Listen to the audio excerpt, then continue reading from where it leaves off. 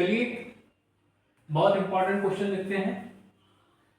क्या कह रहा है कि ट्रांसफार्मर में वोल्टेज रेगुलेशन है, या क्वेश्चन ये कह सकता है कि ट्रांसफार्मर में वोल्टेज रेगुलेशन क्या होता है।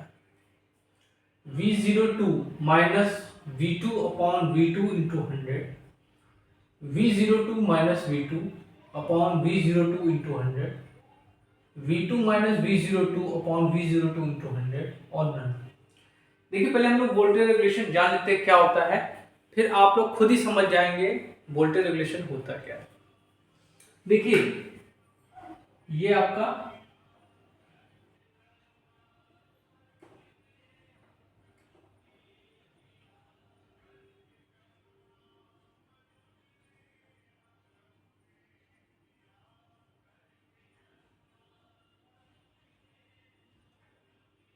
यहां पे हमने लोड लगा दिया, ठीक। ये जो वोल्टेज होगा ये होता है आपका V1 होता है, और ये वोल्टेज हो गया आपका V2। क्लियर है इतना। ये लोड ऑन लोड पर मतलब सेकेंडरी वाइंडिंग में हमने लोड कनेक्ट कर दिया, ठीक। अब बिना लोड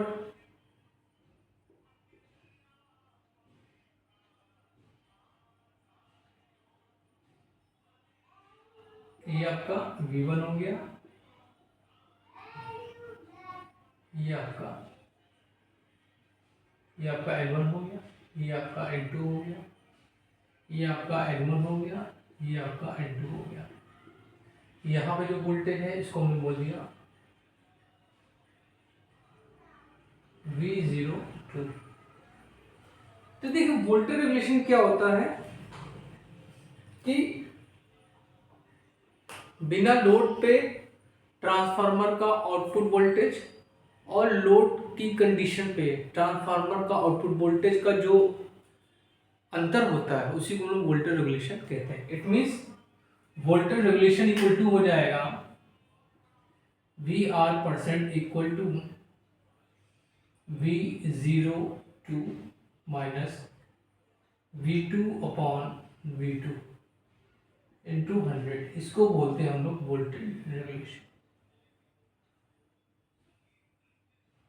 ठीक।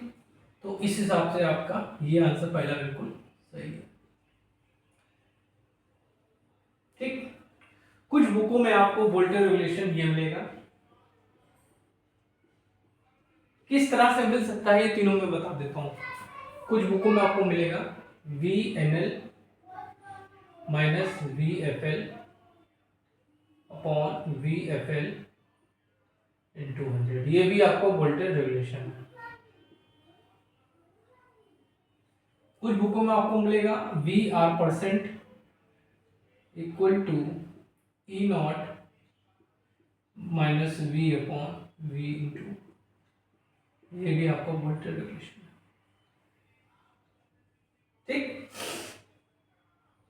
देखिए वोल्टेज रेगुलेशन अगर आपका कम रहेगा तो उसको अच्छा माना जाता है, और वोल्टेज रेगुलेशन ज्यादा होगा तो उसको खराब माना जाता है, ठीक। तो देखिए लोड आपके तीन होते हैं, ठीक। लोड आपके तीन होते हैं, एक होता है रेजिस्टिव, ठीक। रेजिस्टिव पे एक होता है आपका कैपेसिटिव, एक होता है इंडक्टिव, ठीक। ठीक है। तो इंडक्टिव और इस पे रेजिस्टिव पे तो पावर फैक्टर क्या होता है, यूनिटी होता है, ठीक। इस पे क्या होता है, वोल्टेज रेगुलेशन आपका पॉजिटिव रहेगा, क्या रहेगा, पॉजिटिव, और इस पे क्या होगा, नेगेटिव होगा, ठीक। ठीक है। लो वोल्टेज रेगुलेशन को अच्छा माना जाता है। लो वोल्टेज रेगुलेशन को अच्छा माना जाता है, और हाई वोल्टेज रेगुलेशन को खराब, हाई वोल्टेज रेगुलेशन को खराब माना जाता है। ठीक, okay.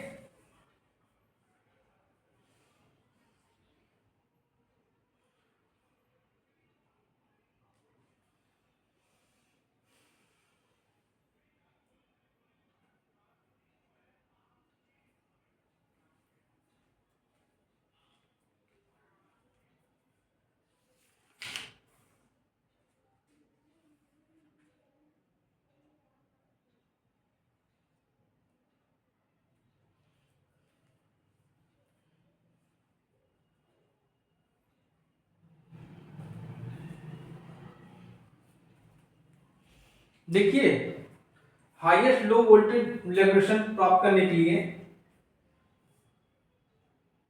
Maximum maximum low voltage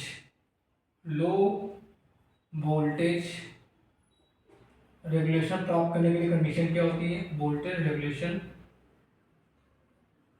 के लिए कंडीशन होती है आपकी,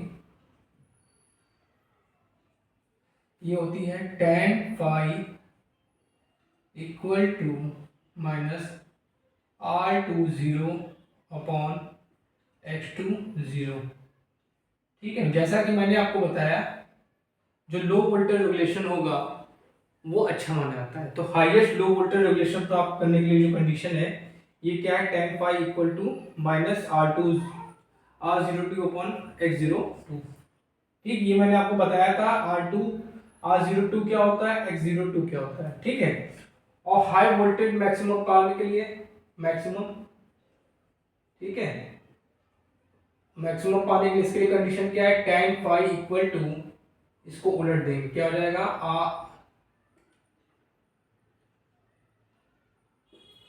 X202 अपॉन R02। ये नोट कर लिए, बहुत इंपॉर्टेंट टॉपिक हमने आपको बताया है। ठीक है,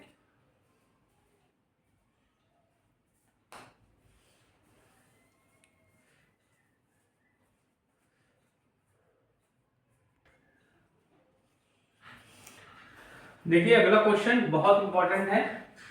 ट्रांसफार्मर के समांतर प्रचालन के लिए शर्त है, कनेक्शन की ध्रुवता समान होनी चाहिए, कनेक्शन की जो पोलैरिटी हो क्या हो, समान होनी चाहिए, समान फेज डिस्प्लेसमेंट होना चाहिए, ठीक है, कला विस्थापन समान होना चाहिए, सेम फ्रीक्वेंसी होनी चाहिए, ट्रांसफॉर्मेशन रेशियो समान होना चाहिए, सभी। तो देखिए, समांतर प्रचालन के ये चारों कंडीशन होनी चाहिए। तो इसमें आंसर क्या होगा आपका? सभी। देखिए, समांतर प्रचालन करने के कॉज क्या है, कारण क्या है? पहला है अतिरिक्त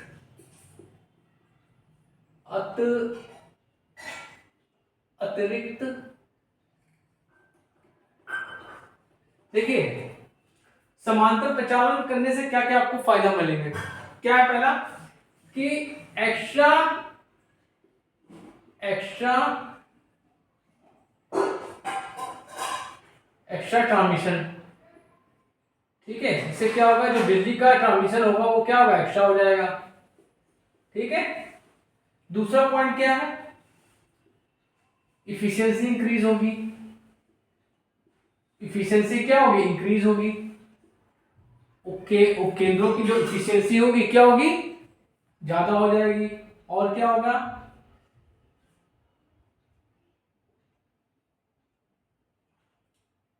लोड डिस्ट्रीब्यूशन में आसानी होगी। लोड डिस्ट्रीब्यूशन,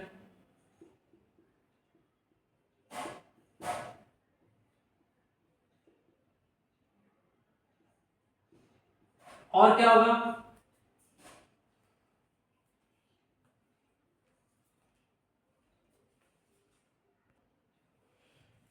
देखिए, इससे दक्षता बढ़ेगी। ठीक है, एक्स्ट्रा ट्रांसमिशन कर सकते हैं हम इलेक्ट्रिक पावर का। ठीक है, लोड डिस्ट्रीब्यूशन में आसानी होगी। ठीक है, और क्या होगा? मेंटेनेंस, रिपेयर में आसानी होगी। मेंटेनेंस और रिपेयरिंग में क्या आ जाएगा? सुगमता आ जाएगी। रिपेयरिंग में क्या आ जाएगी? सुगमता आएगी। कैसे आएगी? मान लीजिए एक लाइन पे काम चल रहा है, तो हमने दूसरी लाइन से पावर सप्लाई कर दी, ठीक है। दूसरा क्या होगा,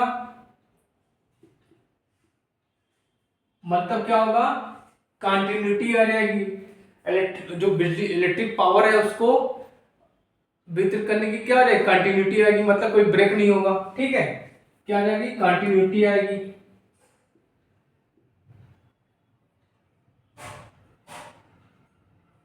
कंटिन्यूअस जो है बिजली का जो पावर है वो क्या होगा, डिस्ट्रीब्यूट कर सकते हैं, पावर डिस्ट्रीब्यूट कर सकते हैं, ठीक है। ये सब आपके क्या होंगे, ये आपके इसे हम अगर समांतर प्रचालन करते हैं तो इससे हमको क्या होगा, ये सब फायदे होंगे, ठीक है। मतलब क्या होगा कि हम एक्स्ट्रा पावर को ट्रांसमिट कर लेंगे, ठीक है। और जो आपको उपकेंद्र हैं उनकी क्या होगी, कार्य क्षमता बढ़ेगी, दक्षता बढ़ेगी, और क्या होगा, लोड को डिवाइड करने में भी आसानी होगी, मेंटेनेंस और रिपेयरिंग में क्या होगा, आसानी से कर सकते हैं, ठीक है। और क्या होगा, विश्वसनीयता बढ़ेगी, ठीक है। ये सब क्या समांतर प्रचालन करने के फायदे हैं, ठीक है, नोट कर लीजिए।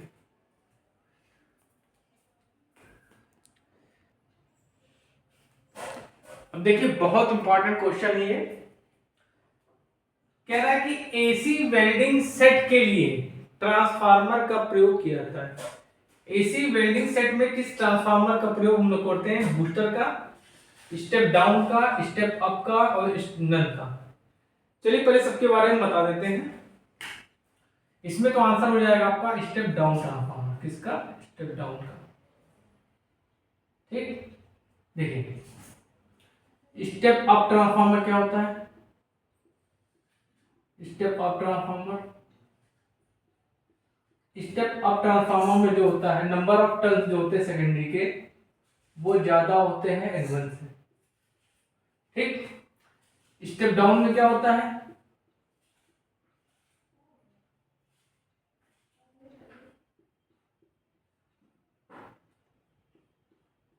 इसमें क्या होगा, N1 बड़ा होगा N2 से, क्लियर है। आइसोलेशन एक ट्रांसफार्मर होता है,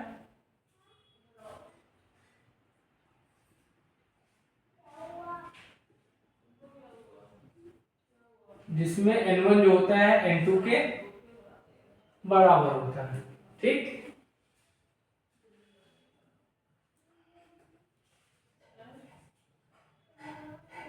एक होता है आपका करंट ट्रांसफार्मर,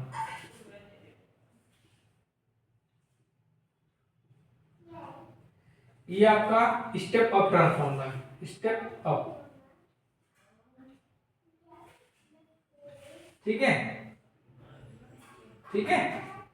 और इसमें सेकेंडरी वाइंडिंग शॉर्ट होती है, सेकेंडरी वाइंडिंग शॉर्ट होती है,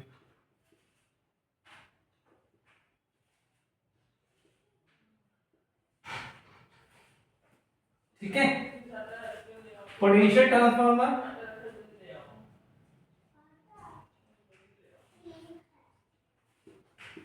पोटेंशियल ट्रांसफार्मर स्टेप डाउन है, स्टेप डाउन है, ठीक। ऑटो ट्रांसफार्मर क्या है, इसमें केवल सिंगल वाइंडिंग होती है, क्या होती है, सिंगल वाइंडिंग।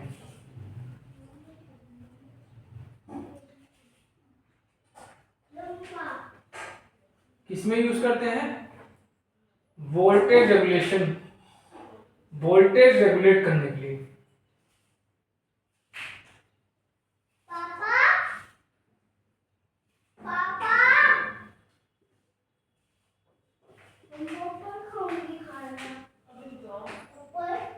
ठीक है। वोल्टेज रेगुलेट करने के लिए मतलब वोल्टेज को घटाते और बढ़ाते हैं, ठीक। Distribution transformer,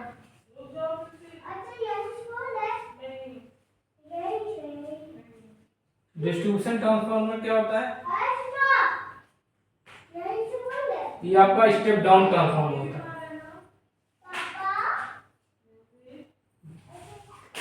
step down transformer, ठीक, ये क्या होते हैं 500 केवीए से ऊपर यूज होते हैं।